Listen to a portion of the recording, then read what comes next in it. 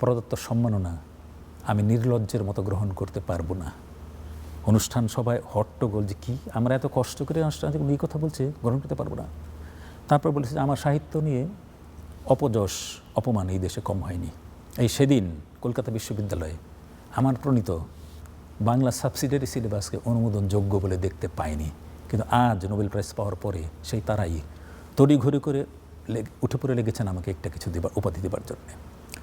আমার নির্লজ্জের মতো আমি এই সম্মাননা গ্রহণ করতে পারবো না। আপনারা সম্মাননার যে সুরাপাত্র আমার দিকে তুলে ধরেছেন তা থেকে আমি পান করতে পারবো না, তা অধরষ্ঠে ছোঁয়াবো মাত্র। যে বিধাতা সকরুণ হলে পঙ্ক আপনার মানে অমৃতে এবং কাঁটা ফুলে পরিণত হয়, তার কাছে আমার প্রার্থনা তিনি যেন তার সুমহান বৈষ্ণব দ্বারা আমাকে রক্ষা করেন এই প্রচণ্ড অভিঘাত থেকে। আসল কথা যেটা, তারপর লাস্টে আমার সাহিত্যের কোনো মূল্য যদি কোথাও থেকে থাকে তবে তা এদেশে নয়, তার পাশ্চাত্যের রসজ্ঞজনের কাছে। তো এই কথাটা প্রসঙ্গ টানলাম এই জন্যে, এখন বিশেষ করে অধ্যাপক সলিমুল্লাহ খান নাম বলতেই হয়, কারণ উনি তো প্রকাশ্য আলোচনা করছেন, আমরা প্রকাশনার নাম বলতে পারি, অ্যানোনিমাস রাইটার না। উনি এক জায়গায় বলেছেন, আমি নিজে দেখেছি, ইউটিউবে আছে, প্রিন্টেও বেরোচ্ছে, বাংলা ভাষা সম্পর্কে রবীন্দ্রনাথ ঠাকুরের কোনো ধারণাই ছিল না। এক। দুই, বলেছেন যে প্রমিত বাংলা ভাষা প্রবর্তন করে ব্রিটিশদের সঙ্গে ষড়যন্ত্র একটা রবীন্দ্রনাথ ঠাকুরের। দুই। আচ্ছা, এখন আমার কথা হলো যে টিকবে তো নাই এগুলি, বলাই বাহুল্য। আপনি যদি প্রচণ্ডভাবে কোনো অসত্য উক্তি করেন, মানে দেশ বা হিংসা দ্বারা দুষ্ট হয়ে, তাহলে একসময় আপনার স্ববিরোধিতা দেখা দিবে। তো ওই সলিমুল্লাহ খান আবার আরেক জায়গায় বলেছেন অপার্থিব প্রতিভার অধিকারী রবীন্দ্রনাথ ঠাকুর। আচ্ছা, যিনি বাংলা ভাষা সম্পর্কে ধারণাই নাই তিনি অপার্থিব না, এবং যিনি বাংলা ভাষা নিয়ে চর্চা, মূল কথাটা, উনি তো ফিলোসফার না, উনি তো অঙ্কবিদ না, উনি বাংলা ভাষার শ্রেষ্ঠ লেখক, তাহলে উনি অপার্থিব প্রতিভা কী নিয়ে অর্জন করলেন? এক। আর দুই হচ্ছে যে আসলে যারা এগুলো করছেন তারা তারা হারিয়ে যাবেন, কিছুটা সাময়িক চঞ্চলতা সৃষ্টি করতে পেরেছেন। বস্তুত রবীন্দ্রনাথ ঠাকুরের কোনো লাইন আছে গদ্যে কি কবিতায় কি গানে ছোট গল্পে, এগুলো একটা লাইন লেখা সম্ভব না, আসলে ইম্পসিবল, একদম কয়েক হাজার বছর লেখা সম্ভব হবে না। তো কাজেই যারা ছোট করার চেষ্টা করছেন, আসলে আমার মনে হয় না যে তারা না বুঝে এটা করছেন, এটা তারা বুঝে করছেন। এই প্রবণতা পাকিস্তান আমলেও ছিল, পূর্ব পাকিস্তান বা পূর্ব বাংলায়।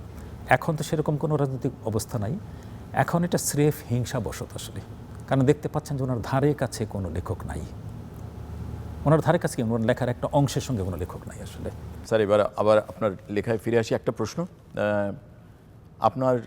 আমার জানা মতে আপনার রচিত গল্প থেকে এ পর্যন্ত টিভিতে কিছু নাটক নির্মিত হয়েছে এবং সম্ভবত ভুল না বললে ধারাবাহিক নাটকও হয়েছে, টেলিফিল্ম হয়েছে।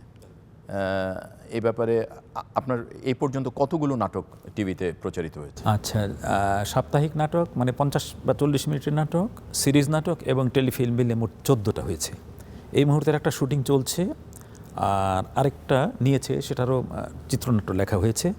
তো ওই 14টার মধ্যে সহোদরা একটা নাটক হয়েছিল, সেটা বেশ ভালো হয়েছিল ক্রিটিকদের মতে, সেটা চ্যানেল আই করেছিল। আর আঙিনায় জোছনাতে এটা করেছিল বিটিভি 26 পর্বের। এটা ওই যে এর আগে যে হামিদ সাহেব ছিলেন টিভির ডিজি, 5-6 বছর আগে বা 7-8 বছর আগে, উনি চমৎকার কাজ করেছেন ওটা। আর আপনার আরও কিছু নাটক হয়েছে, সেগুলোর নামের মধ্যে ধরুন আছে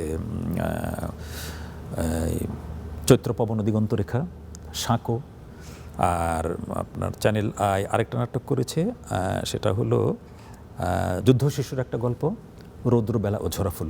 এটা এগুলো ভালো হয়েছে আর কি, বড় হয়েছে। যুদ্ধ শিশু, ওইটাও মুক্তিযুদ্ধের পটভূমি। যুদ্ধ শিশুর মানে শুধু একটা সাইড নিয়ে লিখেছে, একজন যুদ্ধ শিশুর কল্পিত জীবন, তার জন্ম, তার সুইডেনে অ্যাডপশন, এবং তারপর তার মায়ের সন্ধানে দেশে আসা এবং ব্যর্থ হওয়া।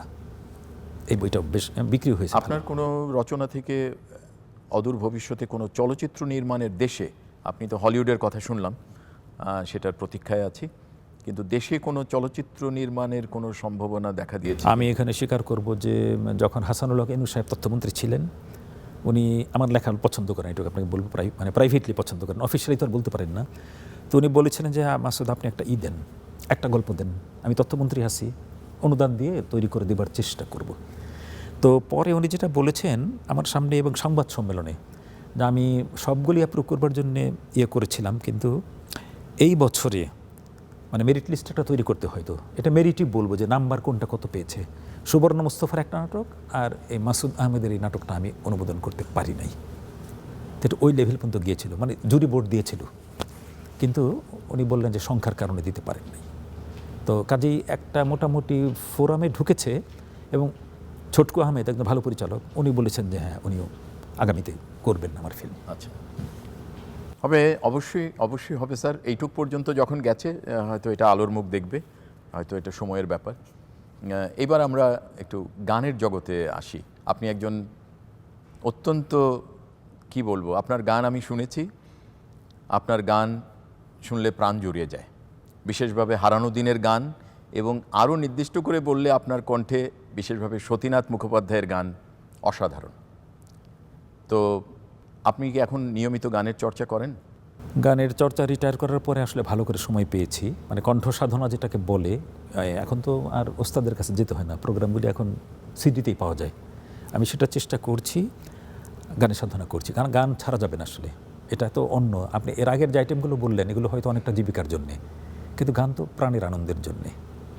আমি গানের সাধনা করি এবং অনুষ্ঠানও মাঝে মধ্যে হয়, করোনার জন্য দীর্ঘদিন হয়নি। আপনি তো স্যার মঞ্চে আপনার শিল্পকলায় কিংবা অন্যান্য স্থানে আপনার একক সঙ্গীত অনুষ্ঠান হয়েছে, বেশ অনেকগুলো হয়েছে, বেশ কয়েকটা হয়েছে। এবং আমি বিশ্বস্ত সূত্রের বরাতে জানতে পেরেছি এই অনুষ্ঠানগুলো বিপুলভাবে প্রশংসিত হয়েছে, মানে দর্শক শ্রোতা মুগ্ধ হয়েছেন আপনার গান শুনে।